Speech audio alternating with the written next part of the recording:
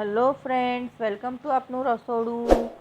આજે અમે તમારા માટે લઈને આવ્યા છીએ પાઉં સેન્ડવિચની રીત। નોર્મલ સેન્ડવિચ તો તમે ખાધી જ હશે ફ્રેન્ડ્સ, પણ આ રીતે પાઉં સેન્ડવિચ તમે જો ક્યારેય ના ખાધી હોય તો એકવાર ચોક્કસથી બનાવજો। આ એકદમ સરળ રીતે બની જાય છે અને ખૂબ જ ટેસ્ટી લાગે છે। તો વિડીયોને સ્કીપ કર્યા વગર તમે આખો જ વિડીયો જોજો। અને જો તમે ચેનલ પર નવા હોય અને હજુ સુધી અમારી ચેનલને સબસ્ક્રાઈબ ના કરી હોય તો કરી દેજો અને બાજુમાં આપેલા બેલ આઇકોનને દબાવજો, જેથી આવનારા દરેક નવા વિડીયોની નોટિફિકેશન તમને મળતી રહે। અને જો તમને અમારી રેસીપી પસંદ હોય ફ્રેન્ડ્સ તો વિડીયોને લાઇક કરજો અને વધારે તમારા ફ્રેન્ડ્સને ફેમિલી મેમ્બર્સમાં શેર કરજો। પાઉં સેન્ડવિચ બનાવવા માટે સૌપ્રથમ આપણે સેન્ડવિચની ચટણી બનાવીશું। તો તેના માટે અહીં અમે 50થી 60 ગ્રામ કોથમીરને આ રીતે દાંડી સાથે ધોઈ અને લઈ લીધી છે। ત્યારબાદ 10 નંગ જેટલા તીખા અને મોરા મરચાં લીધા છે, એક મોટો ટુકડો આદુ અને 5 થી 6 કળી લસણ લીધું છે, ફુદીનાના પાન, ફરસાણની સેવ લીધી છે। જો તમારી પાસે સેવ ના હોય તો ગાંઠિયા, પાપડી અથવા તો કાચા સિંગદાણા અથવા તો દાળિયાની દાળ પણ તમે લઈ શકો છો। ત્યારબાદ બરફના ટુકડા લેવાના છે થોડા, 4 થી 5, લીંબુનો રસ, સંચર, મીઠું અને ચાટ મસાલો। જ્યારે તમે ફુદીનાના પાન લેતા હોય ત્યારે તેમાં ડાળખી નહીં લેવાની, ફક્ત પાંદડા જ લેવાના છે ધોઈને। હવે એક મિક્સરના જારમાં બધી જ વસ્તુ આપણે ઉમેરી દઈશું। આની અંદર આપણે તીખા અને મોરા બંને મરચાં લીધા છે, એટલે તીખાશ તમે તમારા ટેસ્ટ પ્રમાણે વધારે કે ઓછી રાખી શકો છો, પણ સેન્ડવિચની ચટણી થોડી તીખી જ સારી લાગે છે। અને ડાળખી સાથે જો ફુદીનો લેશો તો ચટણીનો ટેસ્ટ કડવો થઈ જશે, એટલે ડાળખી નથી લેવાની।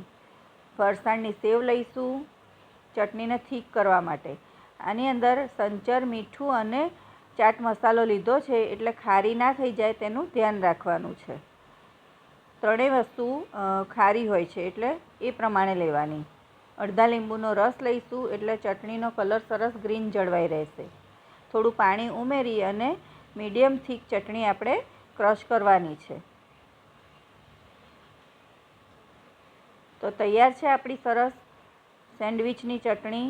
આ ચટણી તમે કોઈ ફરસાણ સાથે પણ ખાઈ શકો છો, સેન્ડવિચમાં પણ ઉપયોગમાં લઈ શકો છો અને આ રીતે પાઉં સેન્ડવિચમાં પણ લઈ શકો છો। હવે વેજીટેબલ્સમાં કાકડી સમારેલી, બાફેલા બટેટા, ડુંગળી, કેપ્સિકમ અને ટામેટાં લીધા છે।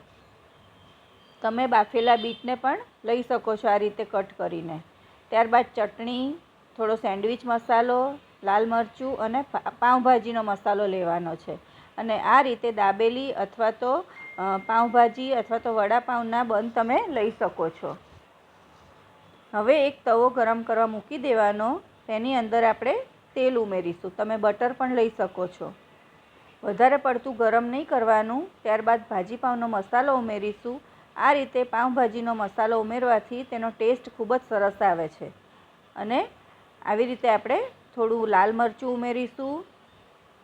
તીખાશ તમે તમારા ટેસ્ટ પ્રમાણે વધારે કે ઓછી કરી શકો છો।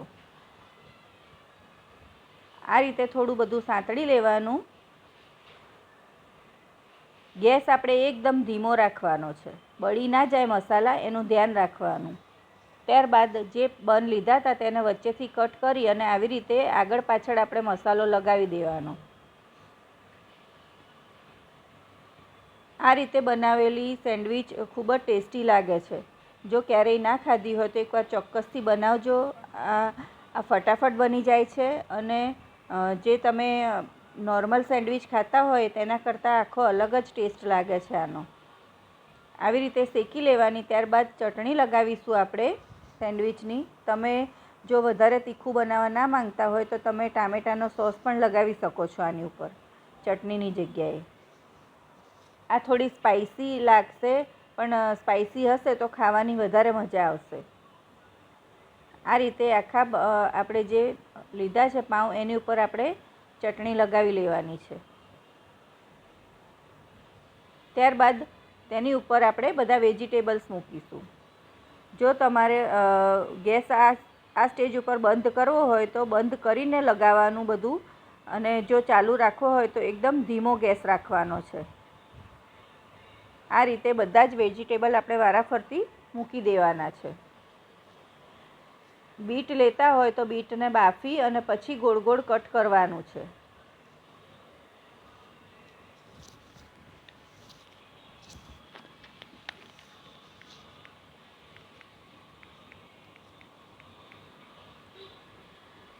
ત્યારબાદ ટામેટું. જો તમે ડુંગળી અને લસણ ના ખાતા હોય તો તમારે ચટણીમાં લસણ નહીં નાખવાનું અને ડુંગળી સેન્ડવિચની અંદર નથી મૂકવાની.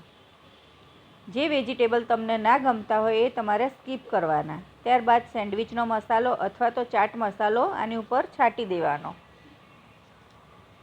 અને પાવને બંધ કરી દઈશું. જો તમને ચીઝ ગમતું હોય આમાં તો તમે ચીઝ છીણીને લઈ શકો છો અથવા તો સ્લાઈસ પણ લઈ શકો છો ચીઝની. હવે બંને સાઈડ થોડું તેલ મૂકી અને સરસ શેકી લેવાનો છે પાવને. તમે બટરમાં પણ શેકી શકો છો. તો તૈયાર છે આપણી આ પાવ મસાલા સેન્ડવિચ. અમે તમને કટ કરીને પણ બતાવી દઈએ. અંદરથી પણ એટલી ટેસ્ટી લાગે છે આ જોઈને જ ખાવાનું મન થઈ જાય એવી આ સેન્ડવિચ છે ફ્રેન્ડ્સ. અને સન્ડે જો કંઈ વધારે તમારે ના બનાવવું હોય, હળવું ખાવું હોય તો આ રીતે તમે ફટાફટ બનાવી અને ખાઈ શકો છો. તેને અમે ગ્રીન ચટણી અને સોસ સાથે સર્વ કરી છે. તો એકવાર ચોક્કસથી બનાવજો. આ ખૂબ જ ટેસ્ટી લાગે છે. તમને અમારી આ રેસીપી કેવી લાગી તે અમને કમેન્ટ કરીને જણાવજો ફ્રેન્ડ્સ.